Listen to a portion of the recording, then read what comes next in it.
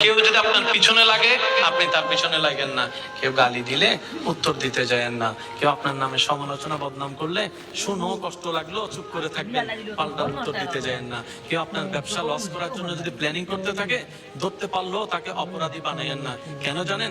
আপনি যখনই এরকম সিচুয়েশন করবেন শুধু একটা কথা বলবেন, ইয়া রব তুমি তো সবকিছু দেখতে পাচ্ছ, ইয়া রব তুমি তো সবকিছু শুনো, ইয়া রব তুমি তো সবকিছু জানো।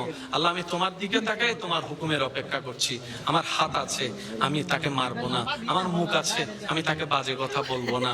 আল্লাহ আমার সব আছে তার ক্ষতি করার জন্য 100টা মানুষ কিনে মারতে পারবো, আমি সেটা করবো না, কারণ করলে তো তুমি নারাজ হবা। আল্লাহ আমি তোমাকে খুশি করতে চাই, তোমাকে রাজি করতে চাই, দুনিয়া আমার দুশমন হোক আমি তোমাকে রাজি করতে চাই।